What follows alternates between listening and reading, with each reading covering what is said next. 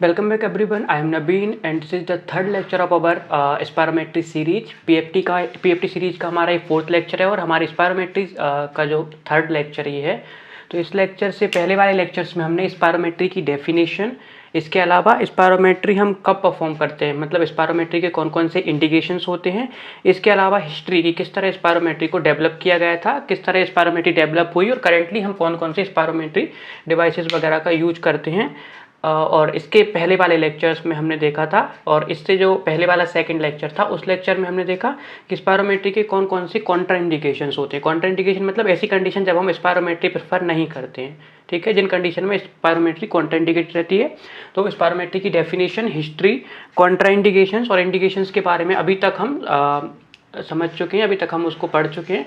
इसके बाद अभी ये हमारा स्पायरोमेट्री का थर्ड लेक्चर है। तो इस लेक्चर में हम इससे पहले हमने पेशेंट प्रिपरेशन देखा था कि पेशेंट को हम किस तरह प्रिपेयर करेंगे अगर कोई स्पायरोमेट्री करवाने के लिए हमारे पास आता है। जैसे मान लीजिए कोई हमारे पास पेशेंट आता है स्पायरोमेट्री करवाने के लिए, तो हमने चेक किया कि उसको किस इंडिकेशन की वजह से स्पायरोमेट्री लिखी गई है। सेकंड चीज़ हम देखेंगे कोई कॉन्ट्रा इंडिकेशन वगैरह तो नहीं है जहाँ पे स्पायरोमेट्री हम परफॉर्म ना कर पाएँ। अगर ऐसी कोई कंडीशन नहीं है तो हम क्या करेंगे, पेशेंट को बुलाएंगे अंदर लैब में। इसके बाद पेशेंट प्रिपेयर, सबसे पहले पेशेंट की प्रिपरेशन पर हम ध्यान देंगे कि पेशेंट को हमें किस तरह प्रिपेयर करना है टेस्ट के लिए। तो उसमें हमने क्या क्या देखा था कि हम स्मोकिंग वगैरह उसको अवॉइड करने के लिए बोलेंगे। जिस दिन वो टेस्ट करवाने वाला है उससे एक दिन पहले से लेकर टेस्ट के डेट तक, टेस्ट की लास्ट आवर तक हम क्या बोलेंगे उससे कि आप स्मोकिंग अवॉइड करिए, हैवी फूड को अवॉइड करिए। इसके अलावा कैफीन वाले जो फूड होते हैं उनको आपको अवॉइड करना है। तो ये सब कंडीशंस हमने करके पेशेंट को प्रिपेयर किया था। उससे बोला था कि आप ढीले कपड़े पहनिएगा टेस्ट के दौरान पर। तो ये सब चीज़ें हमने उसको बताई थी। इसके बाद में हमारे आती है इक्विपमेंट प्रिपरेशन। अब इक्विपमेंट प्रिपरेशन क्या है, जैसे देखो हमारे पास एक पर्टिकुलर इक्विपमेंट होगा जिससे हम स्पायरोमेट्री परफॉर्म करेंगे, तो उसे क्या बोला जाएगा, उसे स्पायरोमीटर बोलते हैं। तो क्या होता है, कभी कभी कोई से जो स्पायरोमीटर्स रहते हैं, जो बड़ी मशीनें होती हैं यहाँ पर, वहाँ पर क्या होता है, कैलिब्रेशन रिक्वायर्ड होता है बेसिकली। तो कैलिब्रेशन कैसे हम करते हैं, तो इक्विपमेंट प्रिपरेशन में हम क्या करेंगे, calibration as per system guidelines. तो सिस्टम की गाइडलाइंस हमें प्रोवाइड है। देखो हर एक कंपनी की तरफ से अलग अलग गाइडलाइंस हमें प्रोवाइड की जाती है कि कोई बोलेगा कि इस सिस्टम को आपको डेली बेसिस पर आपको कैलिब्रेट करना पड़ेगा, कोई बोलता है कि आपको हर टेस्ट से पहले कैलिब्रेट करना पड़ेगा। कभी ऐसा होता है कि पर्टिकुलर मंथ में या पर्टिकुलर वीक में आपको कैलिब्रेशन करना पड़ता है। उसका कैलिब्रेशन की अलग अलग मेथड होती है, तो उससे हम यूज करते हैं। आजकल तो ऐसे डिवाइसेस आ गए जिनमें कैलिब्रेशन नीडेड ही नहीं होता है, अपने ऑटो कैलिब्रेशन पर होते हैं वो। तो उनको जब ऐसा लगता है कि कैलिब्रेशन की नीड है तो सिस्टम खुद से ऑटो कैलिब्रेट कर लेता है और हमारा ये इशू सॉल्व हो जाता है। अगर कोई इशू आता है तो उसे हमें शो कर देता है कि इसमें इशू है। बेसिकली कैलिब्रेशन किया जाता है कि अगर किसी तरह का कोई जो हमारा सॉफ्टवेयर है, एक बेसिकली सॉफ्टवेयर होता है जब हम स्पायरोमेट्री परफॉर्म करते हैं उसमें हमारे लैपटॉप या कंप्यूटर पीसी में एक सॉफ्टवेयर इंस्टॉल होता है पर्टिकुलर कंपनी का। तो अगर उसमें कोई सॉफ्टवेयर में कोई इशू आता है, कोई मशीन में इशू है, तो वो कैलिब्रेशन के दौरान वो इशू शो कर देता है कि इसमें इस तरीके का एक इशू आ रहा है। तो हम क्या करेंगे, कैलिब्रेशन करेंगे as per system guideline. System guideline के हिसाब से हम उसका, सिस्टम गाइडलाइंस क्या होती है, जो हमें बेसिकली सिस्टम प्रोवाइडर ने, जो हमें सॉफ्टवेयर प्रोवाइडर ने या जो हमें मशीन प्रोवाइडर ने हमें जो गाइडलाइंस दी है उसके अकॉर्डिंग हम क्या करेंगे, कैलिब्रेशन करेंगे। अब देखो अब हमारा सिस्टम भी बिल्कुल ठीक था, तो हमें क्या करना है, हमें स्पायरोमेट्री परफॉर्म करना है। तो स्पायरोमेट्री परफॉर्म करने से पहले हम क्या करेंगे, उस प्रोसीजर को बोला जाता है प्री प्रोसीजर स्टेप्स। मतलब प्रोसीजर करने से पहले, स्पायरोमेट्री जो टेस्ट है उसको परफॉर्म करने से पहले जो हम स्टेप्स ध्यान में रखते हैं, जो स्टेप्स को हम फॉलो करते हैं सॉरी, तो उन स्टेप्स के बारे में यहाँ पे हम डिस्कशन करने वाले हैं। तो प्री प्रोसीजर स्टेप्स हमारे कौन कौन से होते हैं। सबसे पहले हम क्या करेंगे, रिकॉर्ड करेंगे पेशेंट का एज मतलब उसकी उम्र कितनी है, जेंडर कौन सा है उसका, मेल फीमेल या अदर।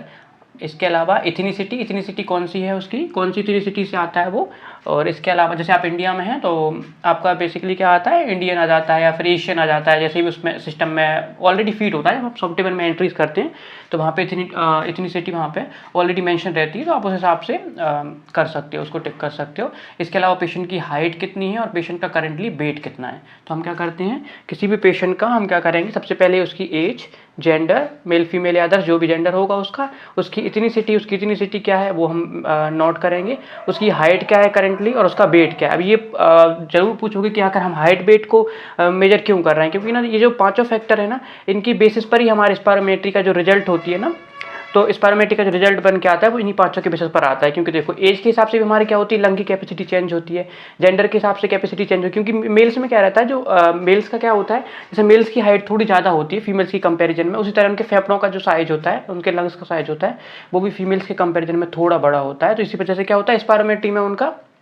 क्या आता है, जो रिजल्ट आता है वो थोड़ा सा क्या आता है, ज़्यादा आता है फीमेल्स के कंपैरिजन में। उसी तरह इथनिसिटी पर भी डिपेंड करता है कि अलग अलग इथनिसिटी में अलग अलग रिजल्ट आपको देखने को मिलते हैं। उसी तरह अगर हमारी हाइट की बात करें तो देखो हाइट से तो बहुत ज़्यादा इफेक्ट पड़ता है, क्योंकि अगर किसी की हाइट ज़्यादा है तो उसका लंग साइज भी हो सकता है कि बड़ा हो, अगर किसी की हाइट कम है तो उसका लंग साइज भी कम होगा, लंग साइज ज़्यादा होगा तो लंग वॉल्यूम भी ज़्यादा होनी चाहिए। तो अगर हाइट पर भी हमारे स्पायरोमेट्री का जो रिजल्ट है वो डिपेंड करता है। इसके अलावा हमारा वेट भी, क्योंकि जो देखो जो ज़्यादा ओबीस पेशेंट होते हैं जनरल सी बात है कि वो उतना अच्छा परफॉर्म नहीं कर पाएंगे, तो इसका मतलब वेट पर भी हमारा डिपेंड करता है स्पायरोमेट्री का रिजल्ट। तो हम क्या करेंगे, प्री प्रोसीजर स्टेप्स में क्या करते हैं, पेशेंट की एज, जेंडर, ये 5 पॉइंट ध्यान रखना है, एज, जेंडर, इथनिसिटी, हाइट और वेट, इन सब को हम क्या करते हैं, नोट डाउन कर लेते हैं वहाँ पे और सॉफ्टवेयर में इसको एंटर कर देते हैं ताकि सिस्टम प्रिपेयर कर सके इनके हिसाब से जो रिजल्ट आने वाला है उसको। अब देखो इसके अलावा हम और भी क्या नोट करते हैं यहाँ पे, पेशेंट की स्मोकिंग हिस्ट्री। क्या नोट करते हैं हम, पेशेंट की स्मोकिंग हिस्ट्री, क्योंकि अभी पिछले उसमें देखा था हमने कि स्मोकिंग और अल्कोहल को क्या करना चाहिए, अवॉइड करना चाहिए। तो हमें पता होना चाहिए कि उसने पिछली बार स्मोकिंग कब करी थी, तो स्मोकिंग हिस्ट्री भी हम यहाँ पे नोट करते हैं। और इसके अलावा क्या होता है, क्योंकि देखो कभी कभी क्या होता है कि कोई पेशेंट क्या रहते हैं जो स्मोकिंग करते हैं, जो लंबे टाइम से स्मोकिंग कर रहे हैं, उनको सीओपीडी जैसी कंडीशंस जनरेट होती हैं।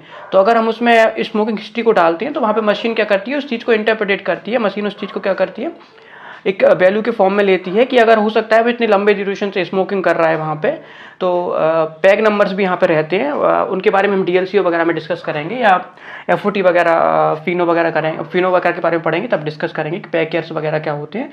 तो उसके हिसाब से क्या करती है मशीन, एक आइडिया लगाती है, हमारा जो सॉफ्टवेयर है एक आइडिया लगाता है कि इस तरह की ये डिसीज को हो सकती है, और उससे हमें भी अंदाजा लग जाता है कि अगर क्रॉनिक स्मोकर है पेशेंट तो हो सकता है उसको सीओपीडी की कंडीशन हो या कोई ऐसी कंडीशन जनरेट हो रही हो उसको।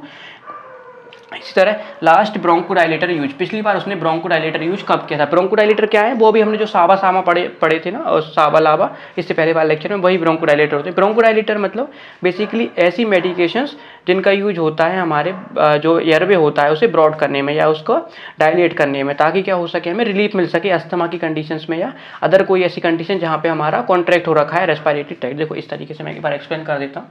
तो देखो ये मान लीजिए हमारा रेस्पिरेटरी ट्रैक्ट था, अब किसी पेशेंट को क्या आया, किसी रेस्पिरेटरी डिजीज की वजह से क्या आया, एग्जर्सर्वेशन हुआ, कोई अस्थमा का अटैक आया, तो उसका रेस्पिरेटरी ट्रैक्ट क्या हो जाता है, इस तरीके से उसका जो रेस्पिरेटरी ट्रैक्ट है वो कैसा हो गया, नैरो हो गया इस वजह से। अब ये नैरो हुआ तो क्या हुआ, पहले अगर एयर ज़्यादा पास कर रही थी तो अब एयर क्या करेगी, कम पास होने लगेगी, कम पास होने लगेगी तो एयर अगर कम पहुँचेगी, हमारी ऑक्सीजन कम पहुँचेगी तो क्या हो जाएगा, जो हमारी ऑक्सीजन की सप्लाई कम है, ऑक्सीजन की सप्लाई कम होने की वजह से पेशेंट को क्या हो जाएगा, सफोकेट करेगा और उसे क्या लगेगा कि सांस की आपूर्ति पूरी तरीके से नहीं हो पा रही। तो हम क्या करते हैं यहाँ पे ब्रोंकोडाइलेटर देते हैं, और ब्रोंकोडाइलेटर देने के बाद में ये क्या करता है, दोबारा से उसको डायलेट कर देता है, दोबारा से डायलेट होने की वजह से जो एयर इनहेलेशन वगैरह एक्सहेलेशन होता है वो नॉर्मल प्रॉपरली हो पाता है। तो इसी वजह से हम ब्रोंकोडाइलेटर देते हैं। तो हम चेक करते हैं, क्योंकि हमें क्या करना है इसमें स्पायरोमेट्री में प्री के साथ पोस्ट टेस्ट भी परफॉर्म करना है, तो उसके लिए हम यहाँ पे क्या करते हैं, लास्ट ब्रोंकोडाइलेटर यूज को यहाँ पे नोट डाउन कर लेते हैं, और मशीन में भी फीड कर सकते हैं अगर वहाँ पे ऑप्शन अवेलेबल हो, तो सॉफ्टवेयर अगर एडवांस होगा तो वहाँ पे ऑप्शन अवेलेबल होते हैं। तो ये तो समझ आ गया होगा कि हमें क्या क्या पेशेंट का रिकॉर्ड करना है प्री प्रोसीजर स्टेप्स में, पेशेंट की एज, उसका जेंडर, उसकी इथनिसिटी, उसकी हाइट और उसका वेट। इसके अलावा स्मोकिंग हिस्ट्री मतलब उसने कब पिछली बार स्मोकिंग की थी, इसके अलावा कि वो कब से स्मोकिंग कर रहा है और कितने पैकेट्स वगैरह हैं, उसके पैकेट्स के बारे में फर्दर डिस्कस करेंगे हम। इसके अलावा लास्ट ब्रोंकोडाइलेटर यूज, उसने ब्रोंकोडाइलेटर या एंटी एलर्जिक मेडिकेशंस पिछली बार कब यूज की थी उसने, तो इसको भी हम नोट डाउन कर सकते हैं। इससे दोनों फायदे होंगे, एक तो सॉफ्टवेयर में इसकी एंट्री भी हो सकती है और इससे हमें भी आइडिया लगता है कि जो रिजल्ट आएगा वो किस तरीके से हम उसको इंटरप्रेट कर पाएंगे। अब नेक्स्ट हमारे पास हमें क्या नोट करना है, सेकंड पॉइंट, ये थोड़ा ऊपर नीचे हो गया, देखो सेकंड को थर्ड पे कर लेना, थर्ड को सेकंड पे कर लेना। सेकंड पॉइंट क्या है, have the patient sitting erect with chin slightly outward and upward. हमें क्या करना है, पेशेंट को कंफर्टेबली, यहाँ कंफर्टेबल वर्ड छूट गया है, कंफर्टेबली हर टेस्ट में हमें पेशेंट को कंफर्टेबल बैठने के लिए बोलना होता है। तो have the patient sitting comfortably in erect position with chin slightly outward and upward. ये चीज़ हमारे लिए बहुत इंपॉर्टेंट है। कैसे बैठाना है हमें पेशेंट को, सिटिंग कंफर्टेबली मतलब बिल्कुल आराम से बैठना है उसे, इरेक्ट पोजीशन में, इरेक्ट पोजीशन कैसी होती है, इरेक्ट पोजीशन मतलब रीढ़ की हड्डी बिल्कुल सीधी, जो हमारी पीछे वाली वर्टिकल कॉलम है वो कैसी होनी चाहिए, बिल्कुल सीधी होनी चाहिए। तो ये हमारी क्या हो जाती है, इरेक्ट पोजीशन हो जाती है with chin slightly outward and upward. Chin क्या होती है हमारी, ये जो हमारा पोर्शन होता है, ठुड्डी जिसे बोला जाता है हिंदी हमारी जनरल लैंग्वेज में, ये कैसी होनी चाहिए, स्लाइटली मतलब थोड़ी सी, आउटवार्ड मतलब बाहर की ओर निकली हुई, अपवार्ड मतलब ऊपर की तरफ। मतलब क्या होना चाहिए, हम इरेक्ट पोजीशन में जैसे मान लीजिए मैं अभी बैठा हुआ हूँ, एज्यूम करिए मैं ऐसे बैठा हुआ हूँ, तो ये हमारी चिन है, तो ये कैसी होनी चाहिए, थोड़ी सी बाहर निकली हुई और ऊपर की तरफ इस तरीके से, मतलब जैसे हम अगर छत वगैरह को देख रहे हैं। तो इससे क्या बेनिफिट होगा, हमारे माइंड में क्वेश्चन आता है, तो इससे क्या बेनिफिट होता है कि जो हमारा गले वाले रीजन में, नेक वाले रीजन में जो हमारा रेस्पिरेटरी पाथ है, इससे क्या हो जाता है, वो टोटली ओपन हो जाता है। जैसे हमने ऊपर की तरफ सिर को किया, चिन को क्या किया हमने, स्लाइटली आउटवर्ड बाहर की तरफ किया और ऊपर की तरफ किया, तो इससे क्या बेनिफिट होगा, जो हमारा रेस्पिरेटरी ट्रैक्ट है यहाँ पर नेक वाले रीजन में, जो नेक और थोरेसिक रीजन में जो हमारा रेस्पिरेटरी ट्रैक्ट है यहाँ पे, ये क्या हो जाता है हमारा यहाँ से ओपन हो जाता है टोटली। अगर वहाँ पे किसी तरह कोई ऑब्स्ट्रक्शन हो रहा होगा तो उसमें रिलीफ मिल जाएगा, तो वो क्या करेगा, अच्छे से टेस्ट को परफॉर्म कर पाएगा।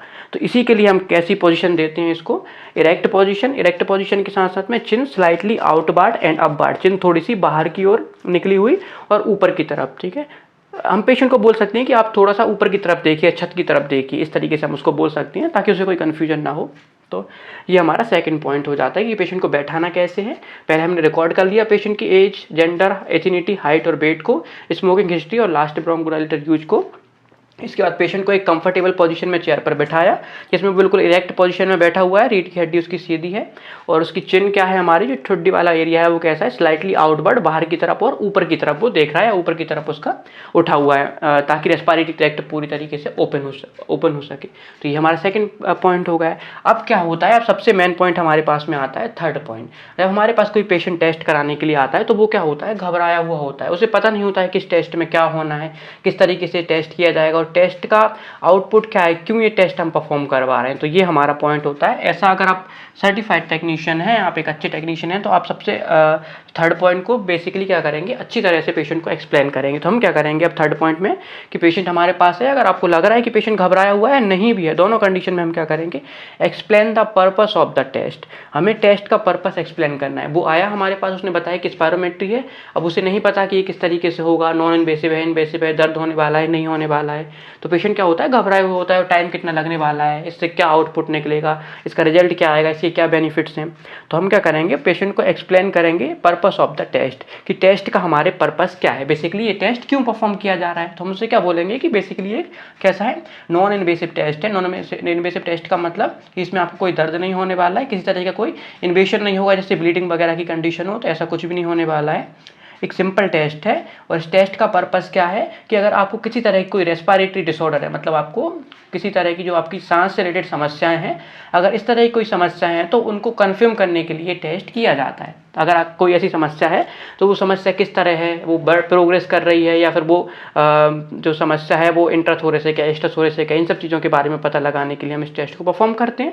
डेमोन्स्ट्रेट द प्रोसीजर, अब उसको क्या करना है, हमें प्रोसीजर डेमोन्स्ट्रेट करना है। मतलब ये किस तरह आप इस टेस्ट को परफॉर्म करेंगे, पहले आपको उसे एक बार ये डेमोन्स्ट्रेट करके बताना है। मतलब आपको पहले बताना है कि हम इस तरीके से इस टेस्ट को परफॉर्म करने वाले हैं, तो डेमोन्स्ट्रेट कर देंगे। तो इससे क्या हो जाएगा, अगर पेशेंट को किसी तरह का डर है, मतलब वो उसको किसी तरह का डर लग रहा है, किसी तरह का हेसिटेशन हो रहा है टेस्ट को परफॉर्म करने में, तो वो यहाँ से दूर हो, मतलब पेशेंट दूर नहीं हो जाएगा, वो डर है या हेसिटेशन है वो यहाँ से पेशेंट से दूर हो जाएगा, मतलब पेशेंट रिलैक्स हो जाएगा हमारा, ताकि हमें क्या एक अच्छा रिजल्ट मिल पाए।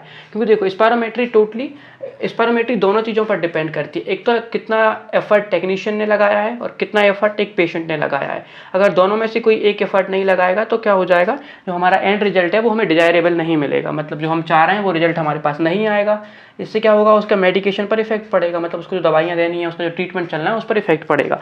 तो हमें क्या, हमारी तरफ से भी 100% देना है और पेशेंट को भी हमें इस तरीके से कन्विंस करना है कि वो भी अपना 100% इसमें दे, ताकि हमारा जो एंड रिजल्ट है हमें डिजायरेबल एंड रिजल्ट मिल पाए। ओके, 100% एक्यूरेसी के साथ में। सो हमें एक्सप्लेन करना है purpose of the test and demonstrate the procedure. पूरा प्रोसीजर हमें पेशेंट को क्या करना है, एक्सप्लेन करना है। आई नो ये लेक्चर्स क्या हो रहा है, मतलब हाफ ऑफ आवर के लेक्चर्स हैं और लेक्चर्स कई सारे हो रहे हैं, लेकिन देखो स्पायरोमेट्री अगर एक नॉर्मली समझना है तो वो एक लेक्चर में 15 मिनट के एक लेक्चर में मैं कंप्लीट कर दूं प्रोसीजर समझा के। लेकिन क्या होता है, हम चीज़ों को समझते नहीं हैं और फिर अपने हिसाब से परफॉर्म कर देते हैं, तो हमें जो डिजायरेबल रिजल्ट होता है ना वो नहीं मिल पाता। इसलिए हमें हर एक चीज़ के बारे में बिल्कुल बारीकी से जानकारी होनी चाहिए, ताकि अगर फ्यूचर में हमें कहीं पे जाके परफॉर्म करना पड़े, नॉट ओनली इंडिया, अगर हमें बाहर से बाहर जाकर भी, इंडिया से बाहर जाकर भी परफॉर्म करना पड़े, तो हम उस कंडीशन में भी एक बेहतरीन ढंग से उस टेस्ट को परफॉर्म कर पाएँ और एक अच्छा डिजायरेबल रिजल्ट ला पाएँ। ठीक है, अगर हम कुछ टेस्ट समझ रहे हैं तो उसे हमें प्रॉपरली उसके बारे में पता होना चाहिए। तो आई होप कि आप ये समझ पा रहे हो कि इसमें इतना टाइम क्यों लग रहा है, क्योंकि इसमें बहुत बेसिकली और बहुत धीरे से और एकदम बिल्कुल बेसिक चीज़ों से इसको समझाने की कोशिश कर रहा हूँ, कि ताकि कहीं पे कोई कन्फ्यूजन ना रह जाए।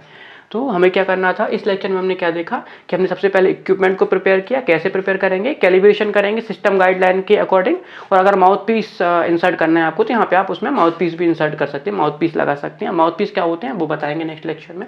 अब इसके बाद क्या होगा, प्री प्रोसीजर स्टेप्स हम करेंगे। रिकॉर्ड करना है इसमें पेशेंट की एज, जेंडर, एथनिसिटी, हाइट और वेट, स्मोकिंग हिस्ट्री और लास्ट ब्रोंकोडायलेटर यूज।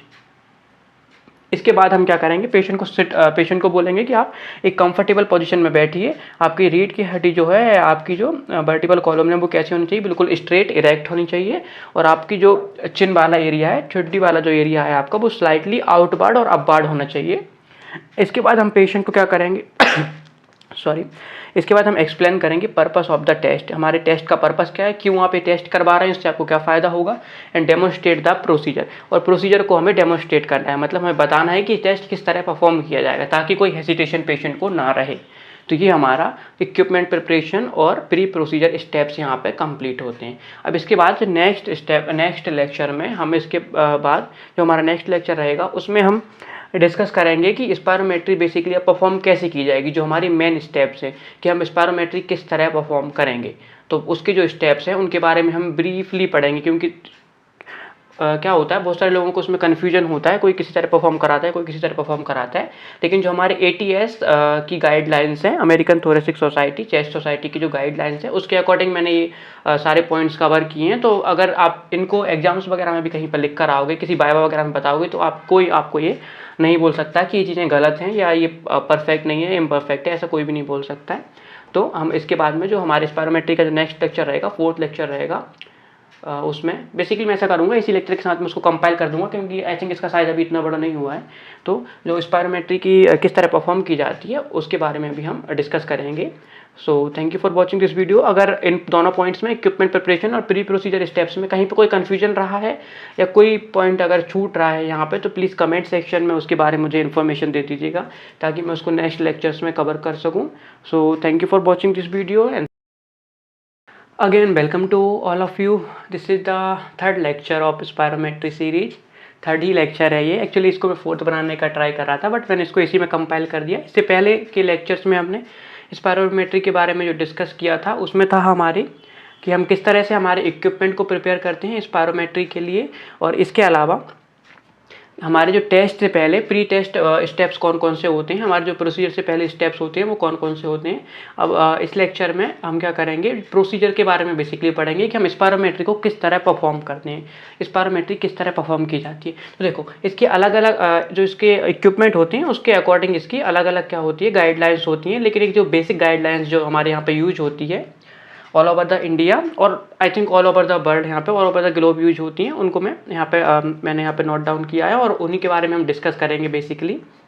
तो देखो सबसे पहले हमने क्या करा था, पेशेंट को कंफर्टेबल पोजीशन में बैठा दिया था। उसकी चिन क्या थी, स्लाइटली आउटवार्ड थी और अपवार्ड थी। अब हम इसमें जो डिवाइस का यूज करते हैं वो डिवाइस हमारा क्या होता है, स्पायरोमीटर होता है। ठीक है, कुछ इस तरीके का एक डिवाइस होता है, अगर देखा जाए तो इस तरीके से एक मतलब डिवाइस का स्ट्रक्चर होता है, इस तरीके से बना हुआ होता है। और ये क्या होती है, इसकी कॉर्ड लगी हुई है, जुड़ी हुई है। और यहाँ पे क्या लगाते हैं, हम यहाँ पे एक माउथ पीस यहाँ पे ऐड कर देते हैं इस तरीके से।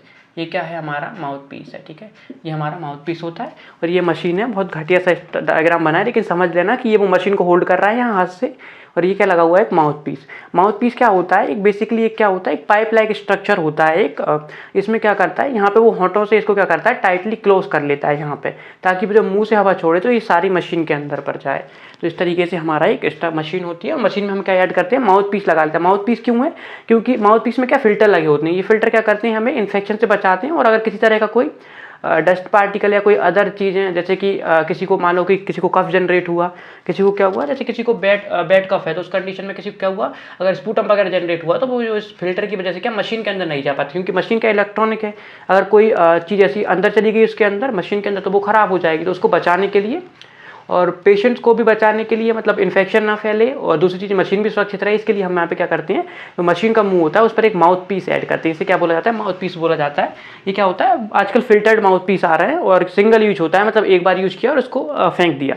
बेसिकली हम क्या करते हैं, एक बार इसको यूज करते हैं और इसको क्या कर देते हैं, हम इसको डिस्कार्ड कर देते हैं। तो यूज एंड थ्रो टाइप का माउथ पीस हमारे पास में आता है, सस्ते होते हैं, ज़्यादा इनका प्राइस नहीं होता है, डिपेंड करता है मशीनरी पे कि किस तरीके का माउथ पीस है और उसमें क्या क्या हमको फैसिलिटीज़ मिल रही हैं। तो ये जो माउथ पीस होते हैं ये भी क्या करते हैं, हमारे एड ऑन का काम करते हैं, स्पायरोमेट्री में हमें बहुत बेनिफिट प्रोवाइड करते हैं। इसके अलावा जो माउथ पीस होते हैं, देखो अगर वैसे तो इनको क्लीन नहीं करना चाहिए, लेकिन अगर बाई चांस कभी दोबारा यूज हो रहा है, दोबारा यूज इनको नहीं होता है, ये चीज़ ध्यान रखना, यूज एंड थ्रो होते हैं।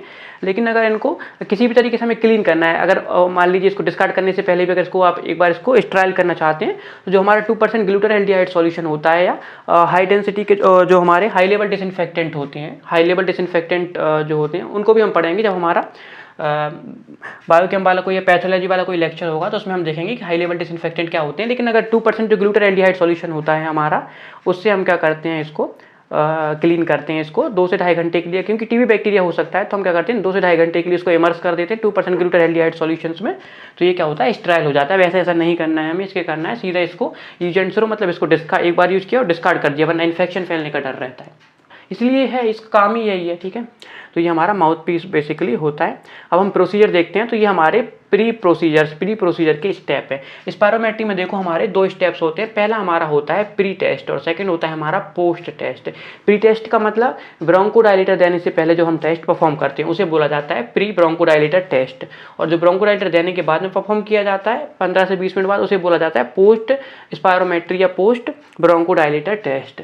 ठीक है, बेसिकली हम ब्रोंकोडायलेटर का यूज करते हैं, हम अस्थमा की डायग्नोसिस को कंफर्म करना चाहते हैं कि हमारा ब्रोंकोडायलेटर उस पर काम कर रहा है, तो उसके लिए हम पोस्ट टेस्ट परफॉर्म करते हैं।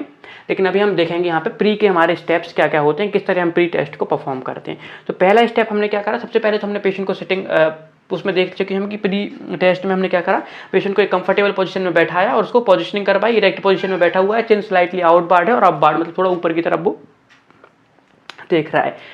तो अब हम क्या करेंगे इसके बाद में, तो हम पेशेंट की नोज को, जो उसकी नाक है, उसको क्या कर देंगे, नोज क्लिप की मदद से क्या कर देंगे, उसे बंद कर देंगे। देखो ये यहाँ पे सी लिखा हुआ है, कंफ्यूज मत होना, वो डी जैसा लग रहा है, तो उसको क्लियर कर देता हूँ वरना पता चले कि नोज डिप लिख के आ जाओ। ये क्या है, हमारा नोज क्लिप है। ठीक है, नोज क्लिप मतलब क्या होता है, एक हमारी क्लिप होती है, बेसिकली एक क्लिप होती है, उस क्लिप से हम क्या करते हैं, नाक को बंद कर देते हैं ताकि नाक से हवा अंदर बाहर ना जाए। सारी प्रोसीजर हमें माउथ के थ्रू करना है, मुंह के थ्रू यहाँ पे करना है। तो क्या करेंगे हम, close the nose of the patient with the nose clip, nose clip की हेल्प से हम पेशेंट की नाक को क्या कर देंगे, बंद कर देंगे। इसके अलावा अब हम दूसरा उसमें स्टेप क्या रहता है, तो हम क्या करते हैं, instruct the patient to breathe in fully, instruct the patient to breathe in fully. Patient को हम क्या करेंगे, इंस्ट्रक्ट करेंगे कि उसे क्या करना है, अंदर एक गहरी सांस भरना है, जितनी गहरी सांस वो भर सकता है उसे कंप्लीट क्या करना है, इनहेलेशन कर लेना है। पेशेंट को हम बोलेंगे instruct the patient to breathe in fully, patient को हम इंस्ट्रक्ट करेंगे कि आप एक गहरी लंबी सांस अंदर भर लीजिए। इसके बाद थर्ड स्टेप हमारा क्या रहेगा, प्लेस टीथ, पता नहीं यार इतना ज़्यादा लिखते टाइम पे कैसे वर्ड्स छूट गए हैं, कोई बात नहीं, हो सकता है कि ध्यान ना रहा हो। तो क्या करना है हमें, place teeth and lips firmly around mouthpiece, जो हमारा माउथ पीस है, माउथ पीस के अराउंड हमें क्या करना है, यहाँ पे हमारे जो होंठ हैं और दांतों को क्या करना है, अच्छे से टाइटली हमें यहाँ पे रख लेना है। तो ये चीज़ हमें ध्यान रखना है। हम क्या करेंगे थर्ड स्टेप में, place teeth and lips firmly around mouthpiece, ताकि आसपास से कोई हवा का लीकेज ना हो। सारी की सारी जो हमारी एयर है, जो हम एक्सहेल्ड एयर बाहर छोड़ने वाले हैं, वो कहाँ जाए, हमारे माउथ पीस के अंदर जाए। एक बार हम दोबारा रिकॉल करेंगे सारे पॉइंट्स का भी, समझते चलो। फिर क्या करेंगे हम, instruct to exhale out as forcibly and as fast as possible. तो हम पेशेंट को बोलेंगे कि आपने पहले क्या करा था, पूरी हवा उसने अंदर भर ली थी, पूरी गहरी सांस अंदर भर ली थी। उसके बाद हम पेशेंट को बोलेंगे कि आप जितनी ताकत के साथ में और जितनी फोर्स से झटके के साथ में सांस को छोड़ सकते हो, उतनी ताकत से सांस को बाहर की तरफ छोड़िए। ठीक है, तो पेशेंट को बोलेंगे हम कि आप झटके के साथ में सांस को बाहर छोड़िएगा। तो ये हम पेशेंट को इंस्ट्रक्ट करते हैं। ठीक है, इंस्ट्रक्ट टू एक्सहेल आउट मतलब सांस बाहर छोड़िए, फोर्सिबली मतलब ताकत के साथ में, एंड फास्ट एज पॉसिबल और तेजी से, जितनी तेजी से और ताकत के साथ में आप सांस को बाहर छोड़ सकते हैं उतनी तेजी से और सांस को बाहर छोड़िए। और इस दौरान क्या रहेगा, माउथ पीस हमारा कैसे रहेगा, हमारे लिप्स और टीथ के बीच में सिक्योरली कैसा रहेगा, टाइट रहेगा। मतलब हवा कहाँ जा रही है सारी, एक्सहेल्ड एयर कहाँ जा रही है सारी, ये मशीन के अंदर। ठीक है, अब फिफ्थ पॉइंट क्या होगा, अब उसने एक बार झटके से सांस छोड़ दी तो उसे क्या करना है, keep exhaling at steady state until complete empty और एज लॉन्ग एज पॉसिबल। तो उसे क्या करना है, उसे सांस को छोड़ते रहना। जैसे एक बार वो झटके से सांस छोड़ देगा, उसके बाद जो सांस बची हुई है उसे क्या करना है, उसे धीरे धीरे करके एक्सहेल करते रहना, मतलब एक स्टेडी स्टेट में।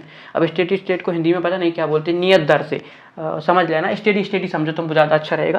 तो हमें क्या करना है, keep exhaling at a steady state until complete empty, जब तक आप पूरे खाली नहीं हो जाते हैं आपको सांस लगातार छोड़ते रहना है, या एज लॉन्ग एज पॉसिबल, या जितनी देर तक आप सांस छोड़ सकते हैं। क्योंकि पेशेंट होते हैं भाई, जरूरी थोड़ी ना है कि हम बोलते रहेंगे कि 6 सेकंड तक छोड़ो, 8 सेकंड तक छोड़ो तो वो छोड़ पाएगा, नहीं, उसको लगा कि मैं सफोकेट कर रहा हूँ, मुझे इशू हो रहा है, तो वो दोबारा सांस भर लेगा।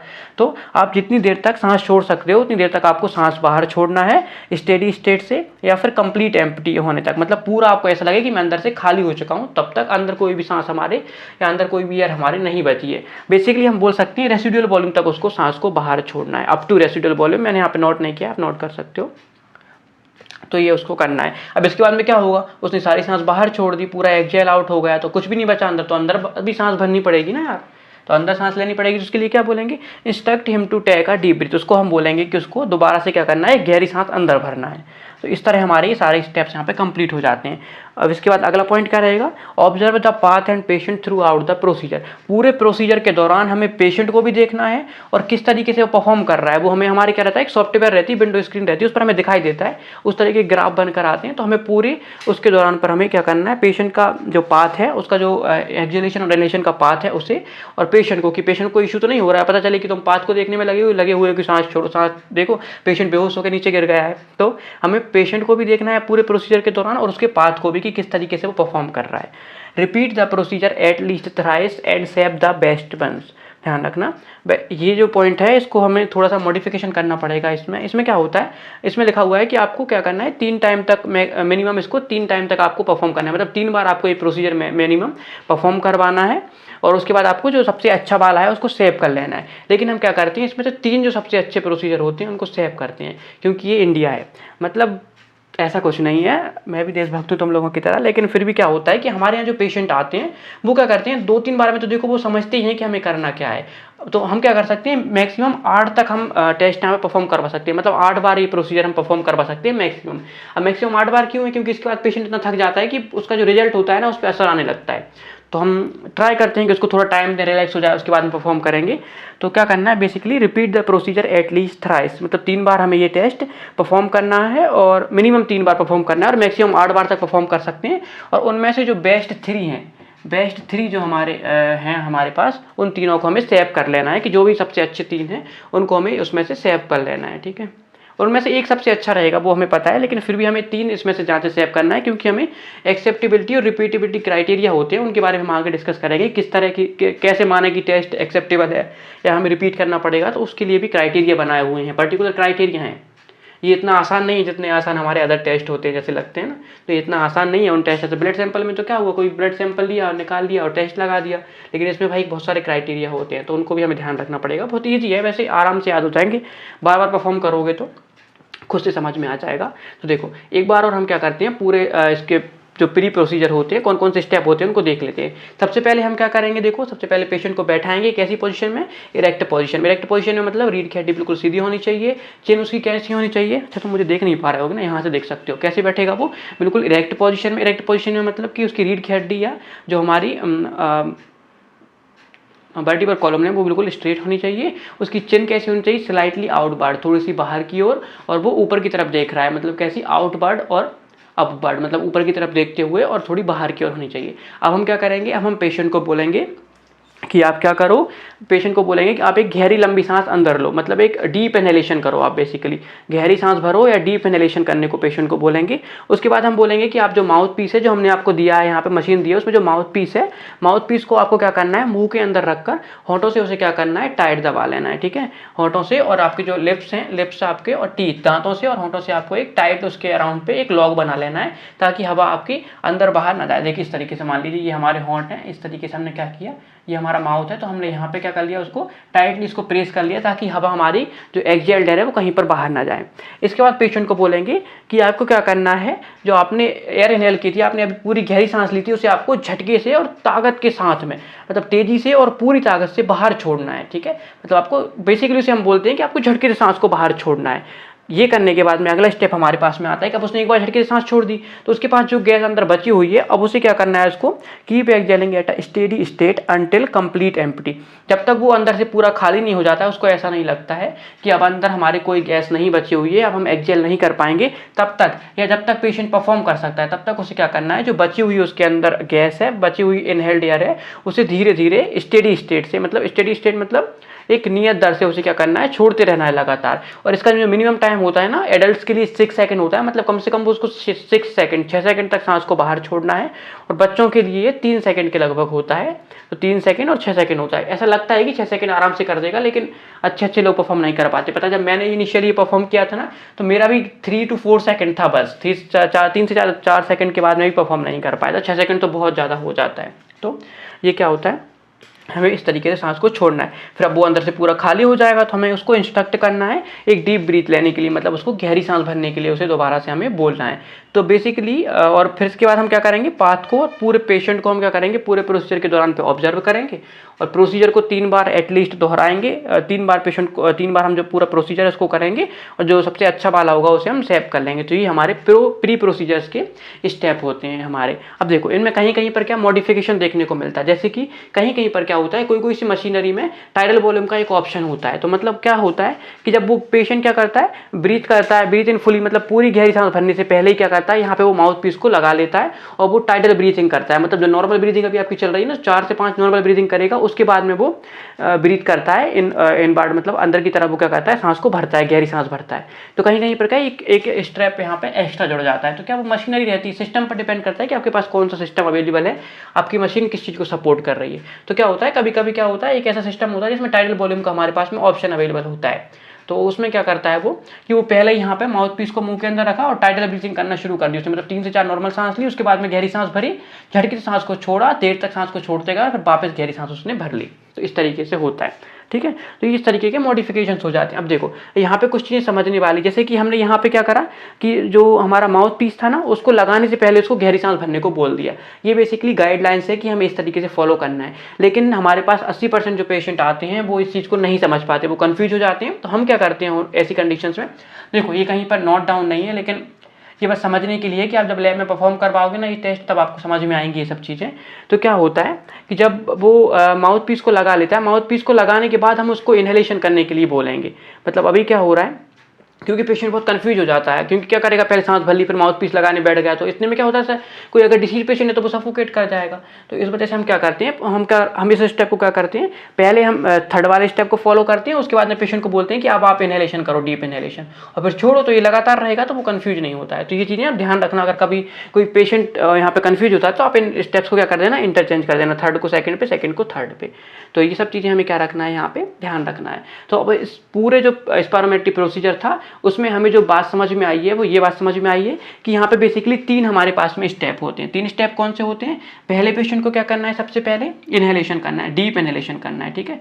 डीप इनहेलेशन करने के बाद में पेशेंट क्या करेगा, सबसे पहला स्टेप हमारे पास में क्या है स्पायरोमेट्री का, उसको क्या करना है हमारे पास में, डीप इनहेलेशन। क्या करेगा, डीप इनहेलेशन, मतलब गहरी सांस को क्या करेगा, वो अंदर भरेगा।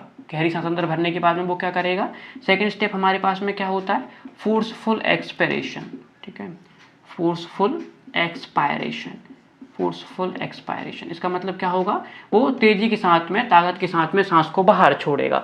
और फिर थर्ड स्टेप हमारे पास में क्या आ जाएगा, अगेन फिर से क्या करेगा, वो डीप इंस्पायरेशन करेगा। इसके बाद में क्या कर देगा, वो दोबारा से डीप इंस्पायरेशन करेगा। तो बेसिकली यही 3 स्टेप है जो हम स्पायरोमेट्री में परफॉर्म करते हैं और इन्हीं से हमारा रिजल्ट जनरेट होता है। क्या, सबसे पहले पेशेंट को हम बोलेंगे कि उसे गहरी सांस भरनी है माउथ पीस के अंदर, या माउथ पीस लगाने से पहले अंदर गहरी सांस भरने के बाद में उसे झटके के साथ में और ताकत के साथ में सांस को छोड़ना है और लगातार सांस को छोड़ते जाना है मिनिमम 6 सेकंड तक, या जब तक वो पूरा कंप्लीट खाली नहीं हो जाता है तब तक अंदर से, या फिर जब तक वो परफॉर्म कर सकता है तब तक। और थर्ड स्टेप हमारे पास फिर से आ जाता है डीप इंस्पायरेशन, मतलब उसको फिर दोबारा गहरी सांस भरना है। मतलब पहले सांस लो, फिर झटके से सांस छोड़ो और फिर दोबारा सांस लो। 3 स्टेप है, सांस लो, सांस छोड़ो, फिर सांस लो। ये 3 बेसिकली स्टेप्स हमारे पास में स्पायरोमेट्री में होते हैं। और इसी तरह हमारे पास में एक ग्राफ जनरेट होता है। देखो ये रेड कलर का आपको दिखाई दे रहा होगा, ये वही पाथ है। तो पहले उसने क्या करा, तो जो शुरू वाला जो हमारे पास में इनहेलेशन है ना, वो हमारे स्पायरोमेट्री के ग्राफ में नहीं आता है, ठीक है। अब वो कोई एडवांस मशीनरी होती वहाँ पे आ जाता होगा, लेकिन हमारा जो स्पायरोमेट्री का बेसिक ग्राफ होता है ना, फ्लो वॉल्यूम ग्राफ, यहाँ पे हमें ये पहला वाला स्टेप नहीं दिखाई देता, मतलब डीप इनहेलेशन करता है तब नहीं दिखाई देता, हमें दिखाई देता है वो फोर्सफुल एक्सपायरेशन। फोर्सफुल एक्सपायरेशन मतलब वो सांस छोड़ता है। जो ऊपर वाला जो दिखाई दे रहा है ना, ये एक्सपायरेशन है। आपको ये कर्व दिखाई दे रहा होगा, ये ऊपर तक जाता है और फिर ये नीचे की तरफ आने लगता है।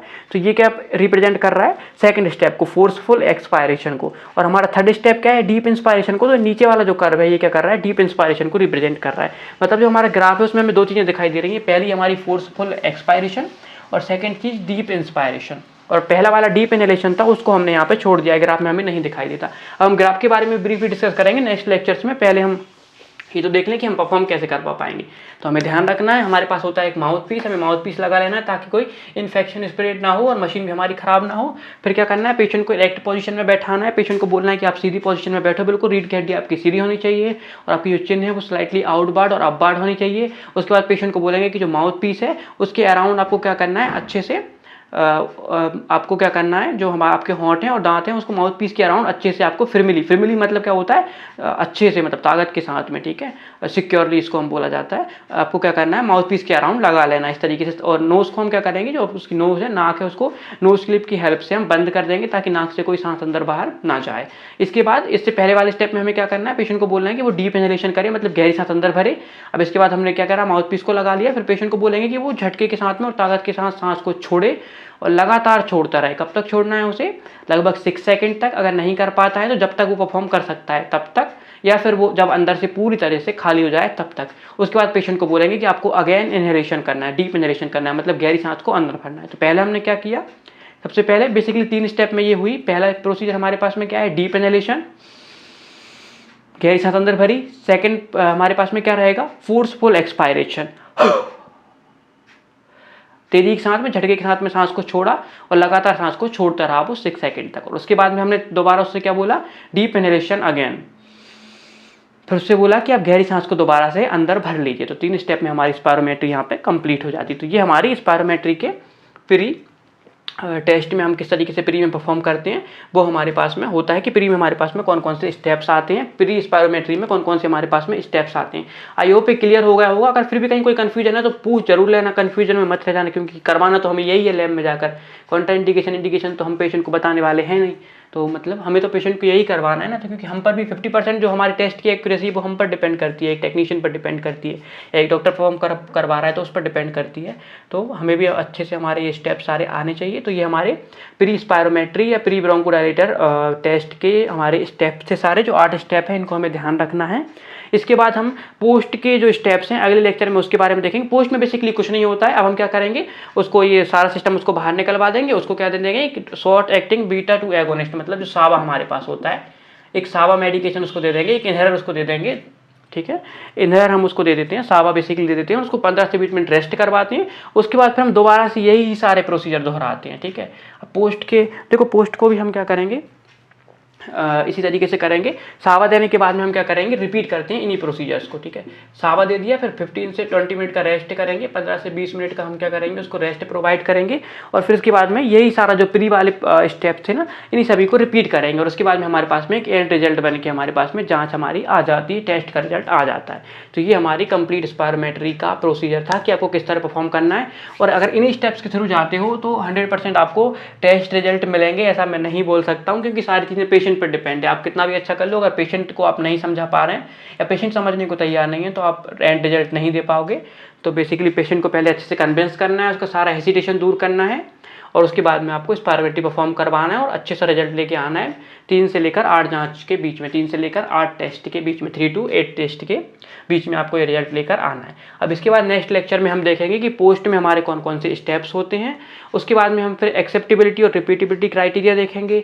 इसके बाद में हमारे पास में आ जाती है कि स्पायरोमेट्री में कौन कौन सी फाइंडिंग्स होती हैं, फिर स्पायरोमेट्री में हमें कौन कौन से पैटर्न देखने को मिलते हैं, फिर स्पायरोमेट्री में हमें कौन कौन से ग्राफ्स देखने को मिलते हैं, फिर स्पायरोमेट्री का जो हमारे पास में रिजल्ट आता है, एक जो रिपोर्ट बनकर आती है, उसका हम इंटरप्रिटेशन किस तरीके से करते हैं और स्पायरोमेट्री की लिमिटेशंस क्या क्या हैं। और इसके अलावा स्पायरोमेट्री से आपको कौन कौन सी बाद में जाकर चैलेंजेस फेस करने पड़ सकते हैं, मतलब कौन कौन सी कंडीशंस का आपको सामना करना पड़ सकता है, कौन कौन सी इसकी वजह से परेशानियां हो सकती हैं एक पेशेंट को। और इस तरह हमारी स्पायरोमेट्री कंप्लीट हो जाएगी। तो अभी भी हमारे पास में 2 से 3 लेक्चर इसमें बन जाएंगे। तो पर इसके बाद में आपको स्पायरोमेट्री के रिगार्डिंग में कोई भी कंफ्यूजन नहीं रहेगा। इस पर हम क्वेश्चन प्रैक्टिस भी करेंगे कि किस तरीके से क्वेश्चंस आ सकते हैं स्पायरोमेट्री पर से, और हम किस तरीके से डायग्नोसिस बनाएंगे हमारे पेशेंट की। So thank you for watching this video.